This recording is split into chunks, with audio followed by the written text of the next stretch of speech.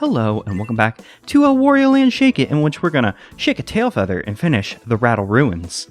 By which, of course, I mean do 2 levels, fight the boss, and then in the next episode move on to the next area and not actually finish the area because there'll still be the bonus stages we have to do. So, Foul Waterfalls. Our missions for today are to complete the stage before the clock hits 1:45, beat the stage without taking damage, collect 30,000 coins, and to beat the stage without falling into the water, which, as one would imagine in a stage called Foul Waterfalls, might be difficult. But you know, there's not as much water as you would expect. There is water, but not as much as you would expect in Foul Waterfalls. Foul Waterfalls is more about cool dinosaurs, and they start us off by seeing the coolest dinosaur of all, the Triceratops. Like, you could argue that you see this guy first, but that guy's just the head. This is a full dinosaur. That's where the cool shit is. Also, there's a cool crab in the corner I just noticed. But Triceratops, best dinosaur. That's a fact. That's not an opinion. That's just true. Science proved it. Science proved it years ago. They were like, hey, what's the coolest dinosaur? And then they put their math and their algorithms together, and they're like, oh, dunk, it's the Triceratops, the coolest one. And everyone was just like, well, yeah, we didn't need you to tell us that. It's science. And then they gave some paleontologist swirlies or whatever. So Foul Waterfalls, it's a cool level, but I have some things I want to complain about. I'm gonna do some cool gamer rants, so excuse me for a moment. So, level missions. They kind of fall into 2 categories. There's like the generic ones you'll see pop up in most levels, like the complete before this amount of time, get this much money, and now beat the stage without taking damage. I'm not a big fan of beat the stage without taking damage, just because I'm kind of a screw up. And if you've watched any of my videos, if you're watching this video currently, you can probably tell I'm a bit of a screw up. I hurt myself a lot in video games and real life accidentally. So just, complete the stage without taking damage. It's like, oh no, this is a challenge for me. And it sucks to like be doing something, then all of a sudden like, oh, I guess I have to do this entire thing again just because I slightly messed up. And we'll talk about the next tier, which is like level specific missions, and I'll talk about it now. Like level specific ones that are more specific to the level, like the bomb block one we saw in Whoopsie Desert, and this one's don't fall into the water. Now, what I don't like about the don't fall into the water one is this room right here, which I have christened in my notes as Stupid Water Treasure Room, because I hate this room so much.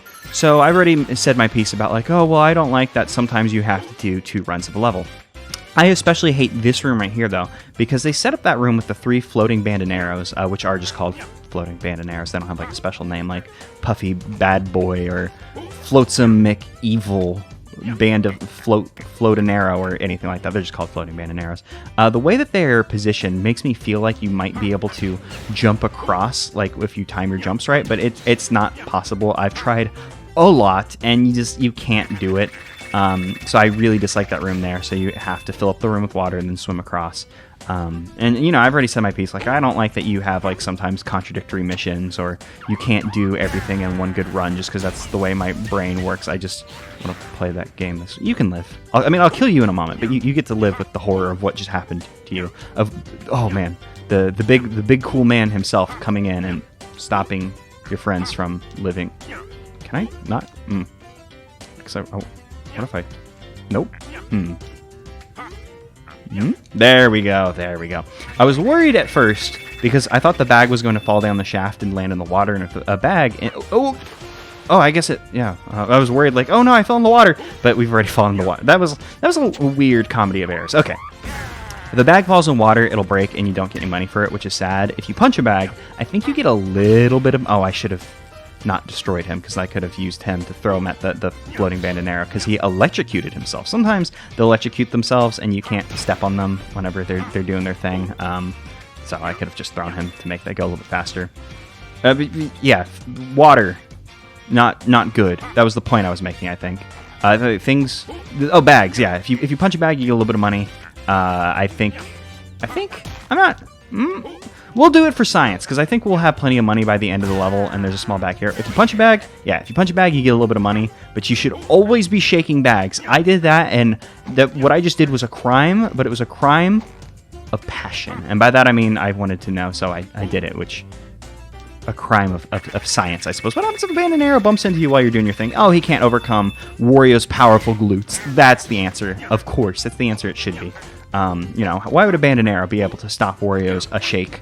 His a shaken, because he's so good at it. He got a game named after his ability to shake. Of course, he is good at shaking. So yeah, I hate that stupid water treasure room. In part, that is all I wanted to say. It's the end of the Let's Play. Goodbye. So this room's fun.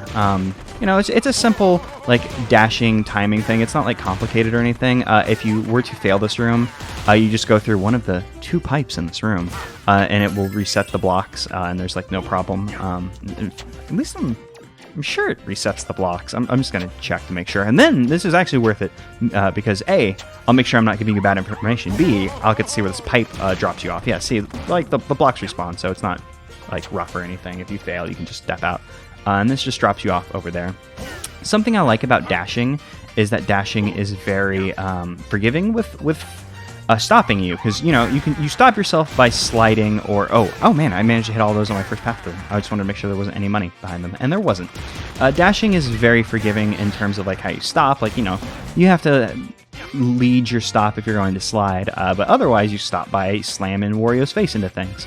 But whenever you're dashing and you jump and you like clip Wario's feet, he will not stop. He'll kind of trip, and he has like a special animation for it that's kind of just purely like aesthetic. Like, he doesn't actually like trip up or anything. It doesn't stop your movement. It's just the kind of like, oh, you clipped your feet, and he reacted to it, so it looks nice, but it doesn't actually do anything, and it makes it feel a lot nicer, because then it's like, oh, you know, in another game that would have stopped you and been a problem. Also, there's a secret map right here.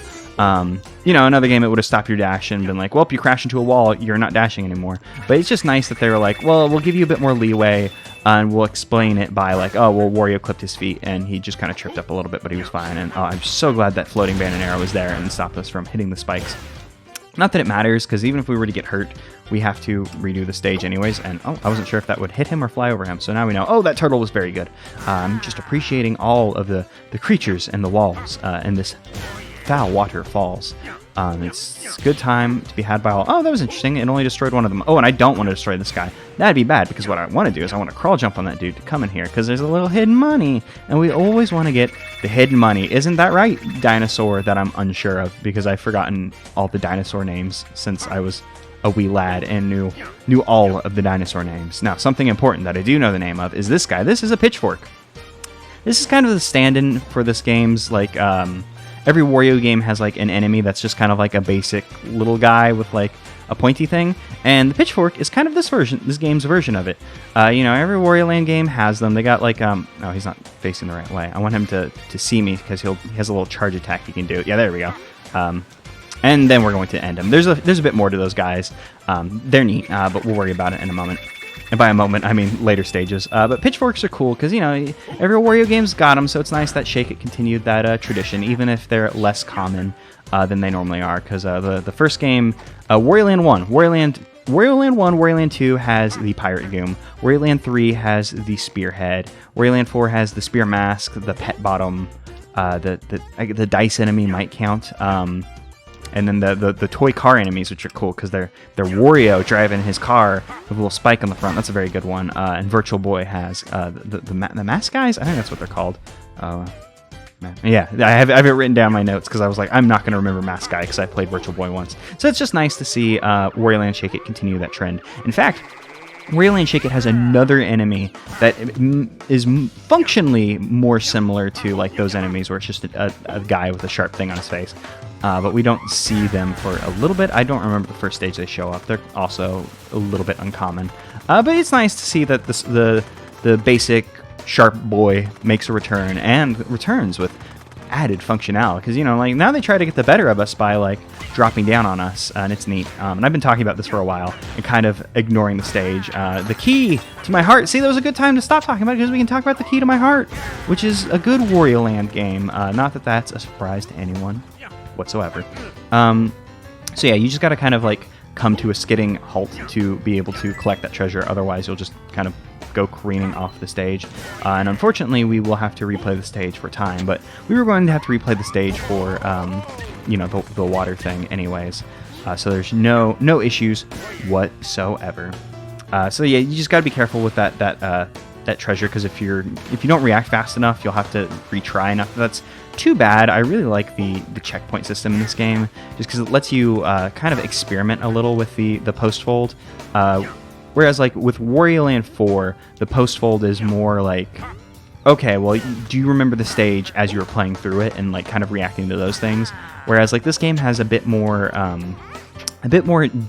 like the post-fold's a bit more dynamic, in which that like you tend to travel less through the areas that you've already seen, and also just like the challenges tend to be a little bit different going through, as opposed to, well, can you just traverse the same thing, again, but better and faster? Not to say that, one's better than the other. It's just different video game style. Well, there are literally different video games, but, different styles of game design, etc., whatever. Not that I want to pick favorites between these Wario Land games, and not that I've already declared which one was my favorite in the last Let's Play or anything.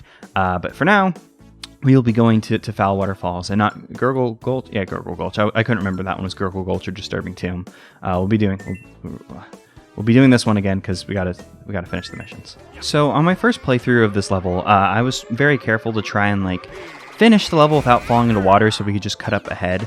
And I feel like I showed every moment like how you could avoid the water, like the long shaft that you slide down on that rope. You just have to make like the big jump over to the max speed high dash rate, or whatever series of words make that thing's name. I don't remember. Max Fastosity Dasherator. I looked over my notes. Luckily, the episode 1 notes are still in view.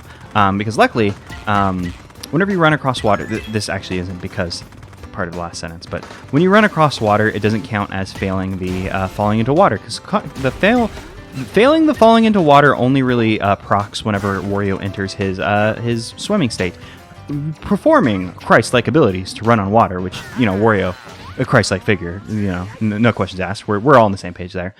Running on water, it's just the thing he does. It's only if you fall into the water. It says there. It's very, very specific. You can run across water, no issues whatsoever. And that was Foul Waterfalls. A fine level, except for stupid water treasure room. I hate it so much. So run down pyramid. It shouldn't be too tough. Finish the level before the clock hits 2 minutes. Beat the stage without taking damage. Collect 36,000 coins, and don't break any unibuckets. What is a unibucket, you may ask? Well, the answer is actually like very soon in the level, so I will not answer the question, because a unibucket is self-evident. Seeing the unibucket is the only thing that could explain the unibucket. There isn't a good explanation of what a unibucket is. A bucket that is also a unicycle. That's what a unibucket is. So, Wario Land Shake It has vehicles. Everybody loves it whenever a video game franchise is dormant for a long time and then comes back and has vehicles. It's everybody's favorite thing. So the vehicles in this game, I don't dislike them, but they can be a little janky because they use motion controls. Everybody's favorite. So you control the unibucket by tilting the Wiimote, similar to Wario's like throw move. Whenever you try to throw a thing and you have to aim with the tilting, it's very similar to that. It can be a little janky because, obviously, like, it's just a Wiimote. It can be a little strange sometimes, where it's like you're tilting and you've either tilted too far or it's not registering the tilting enough. Breaking the unibuckets. How one would go about breaking a unibucket is by driving it off its track, which you cannot do here. Whenever you see the track with like these little like rectangle things on it, it means like even if I go full speed at it, like it won't fall off. It's got a little bumper on it to keep you safe. So thank you, unibucket track protector bumper thing. I appreciate you. The other ways to break, well, I mean, there are 2 ways to break it. You come off the track, which you either drive off or jump off the track. Like, I could just jump off here and break the unibucket, and I'd be sad. The other way to break it is by hitting the block that spawns the unibucket after one's been spawned. It'll break the old one and spawn in a new one. So you only want to hit those once. Unibucket's positions also persist between screens, so be careful about where you leave it, because if you leave it in a bad spot, you may have to end up destroying it anyways. I hate this treasure. Not that it's a manly moai, fine. But I hate that the first treasure you'll probably find in the level is the third one. And the reason I feel like the reason for that is the way that room's shaped makes me think you can come at it from a different angle. So it's probably accessible by something in the post fold, some direction I don't go because I'm so damn good at this video game that I don't need to. And it just upsets me that the first one you find is the third one, and then it's at the bottom. It's like, no, you should be at the top. You're the first one I found. No, but it's fine. It's just it's those small things that upset you, and it's fine. We'll make do. We'll surrender ourselves to the manly moai. Oh, this room. I was about to actually talk about the uncertainty blocks back there, but this room's fun. And by fun, I mean this is a nice room to kind of get to grips with the controls of the Unibucket, because this is a safe place to practice the Unibucket. So these tracks you can drive off. There's no bumpers here to stop you, but there is track below. So even if I were to fall off, it's not too bad. You would have to try very hard to like not kill yourself in this room. You can't kill yourself in this room because there's nothing to harm you. I suppose if you were to somehow get in here during the post-fold, which also may be impossible, you could run out of time in here, but I don't think that's possible, and that's not really the point I was making. Like, you'd have to like jump onto this ledge to break your Unibucket, or I guess you could hit the button once again. But yeah, it's a nice place to kind of get to grips with the Unibucket controls. It's fine.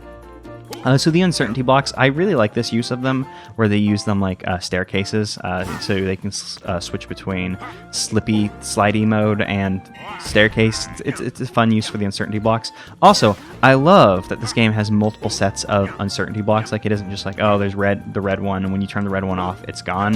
You get multiple sets of on-off blocks, something that Mario Maker could have benefited from. But you know, I'm not here to talk about that chump. We're here to talk about this champ, our favorite guy, Wario. So it's good. I like the game. I do wish that I think there's 3 sets of uncertainty blocks, so they come in like red, blue, yellow. I wish that yellow was the default, and then red, and then instead of blue it was green. So then it'd be like the Mario brothers and our big man himself, and then you make yellow the default because we love Wario and he loves us. So this thing's a bit rude. There is a block down here that you have to do a height and smash to get down here to get this money. I don't think it's the end of the world if you don't get this money, because I think the stage has more money than you require to hit your goal.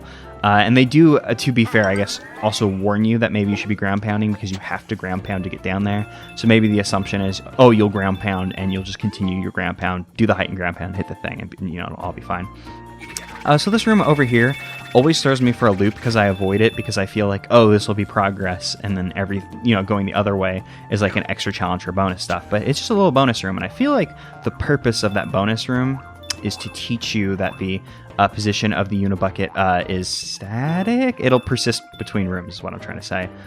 So you don't want to leave your Unibucket in a bad spot. And what I'm trying to do here is doing a big jump so we can come over here and get some money. And now here's where things could potentially go bad, because if I were to just jump down there, like I said, the Unibucket position persists, and we'd be unable to get it back, and I'd have to break it, and then we'd have to break it. We'd have to hit the button to respawn it, which would break it, and then it'd be bad for me. We could have also landed on the spike, so that was a death-defying feat that I did, no problem, because I'm so good at this video game, and I'm doing a great job at controlling this Unibucket. And I was like, actually like serious for a moment, like I'm actually doing like a pretty fine job controlling this Unibucket. Normally I have a little bit of trouble with it. But you know, it was just kind of a luck thing more than anything. It's not something I should get like all like weirdly like, oh, I'm so good at this video game about, just because, you know, things could go badly at any moment with the world of motion controls. So we're good with that. I don't think we've missed anything. I hope not, because it'd be a pain to go back and have to get it. And I'm a little worried about this guy with his electrocuting, because I don't want to get hurt, because then we'd have to replay the level. And this level is possible to do in a single run. And I'll just go ahead and pound so I can just... Well, actually, now I'm not sure if I can walk off it. I didn't want to jump because I didn't want to fall and hit spikes. And then I didn't want to like have to walk off it and then not make it and hit spikes. I don't want to have to redo the stage because the Unibucket stuff is a little stressful. No, that's a little too high for Wario to jump on. It feels like that'd be a secret, like you jump up there and then you pound and it'll take you to a secret area. But it doesn't seem like Wario would be able to make the jump. And also, I know where the secret treasure maps are, but every once in a while you just get like a feeling like, oh, there might be a secret treasure map here. But I probably shouldn't be getting that feeling. And also, I wasn't sure if you could break blocks by pounding down on them like that, but I had to check. And that's good.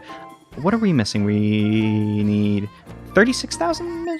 Yeah, 36. So we're very, very close to our coin, gold. I couldn't decide if I was going to say coin or gold, and then it just confused me, and I just kind of shut down for a moment there, but it's fine. We're at the end of the level, and by that, I was about to say we're at the end of the level, so I don't have to worry about, like, I can stop playing the video game and shut down soon, but we have a boss to fight after this.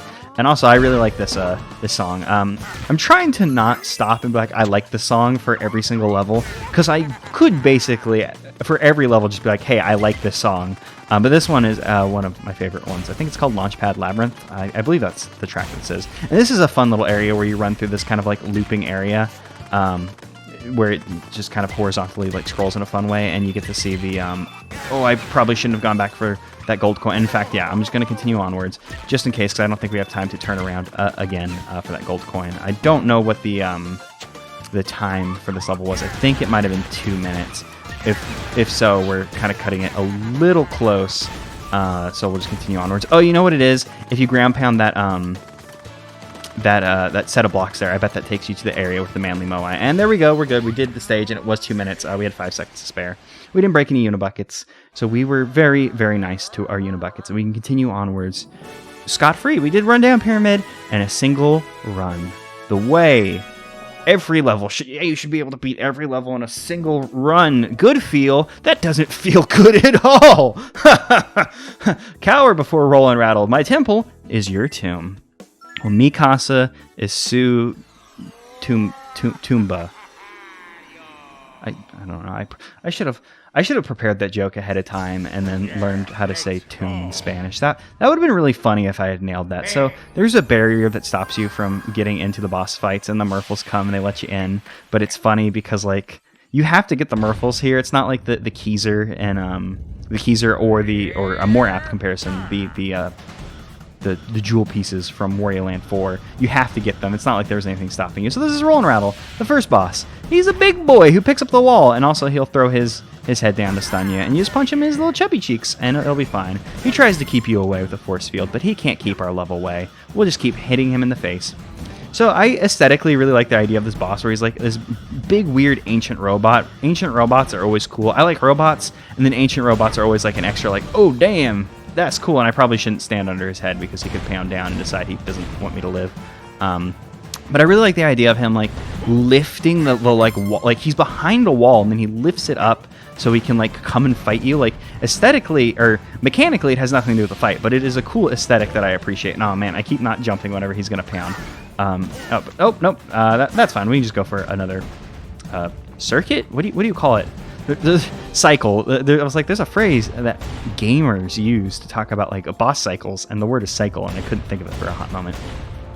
And you know, he's the first boss. He's not all that difficult. You just gotta punch him in his chubby cheeks until he decides that his cheeks will be chubby no longer. Oh, and also he breaks out his little buddies from his side that have spikes. So yep, his cheeks chubby no longer, and now he's gonna be a spiky angry boy, and he's gonna try and fight us using his little friends, who will. Oop.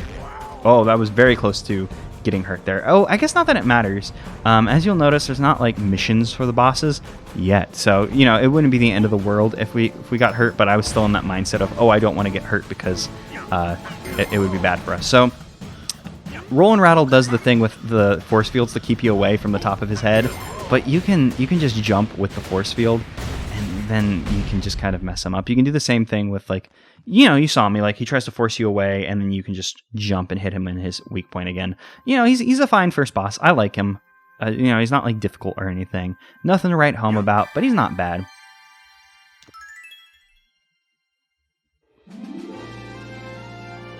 Wario. I shut up because I wanted to appreciate that animation, but the animation took a little bit longer to start than I thought it would.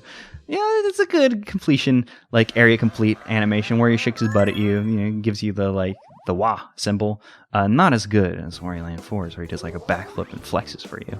But you know, this game gives us a lot of Wario butt appreciation that Wario Land 4 does not give us. So I mean, that's one plus. One plus indeed.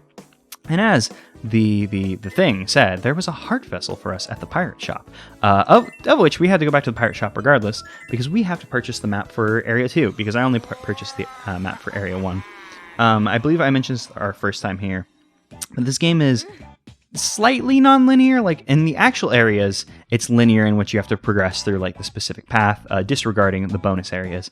But with this, you know, we can come in here and we could buy an area map. So like I could have bought area map 2, 3, or 4, and we could have gone to that next. But we're going to be playing the game the way the game wants us to play it. And I'm going to come in here and buy the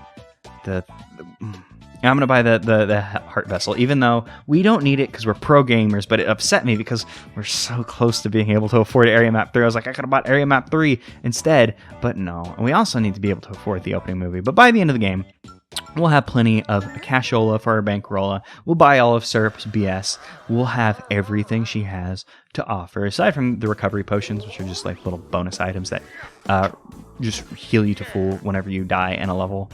So if you're having trouble with the game, you can grab one of those. But we'll go ahead and unveil our next area, which we'll be exploring in the next episode. And I believe this one is the Wiggly Wilds.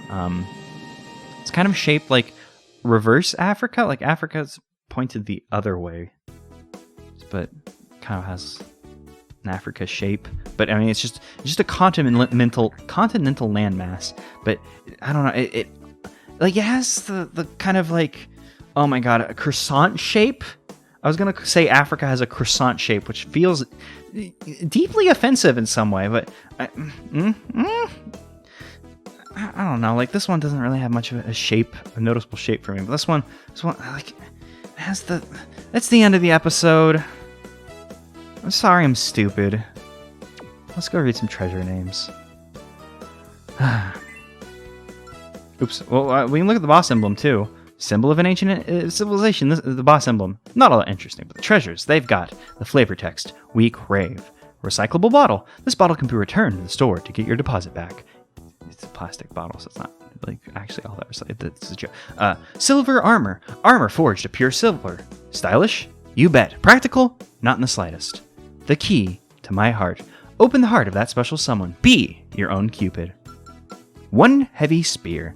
This would probably hurt it a lot if you got hit with it, but you'll have to lift it first. That one, botch that one. My mouth is getting a little dry. It's time for me to take a drink. But after we have 2 treasures. I'll drink after that.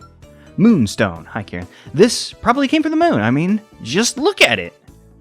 Manly Moai. It's hard to compete with the manliness of a guy made completely of stone. And such a nice haircut. Such a good jawline, but not as good of a jawline as Wario's butt.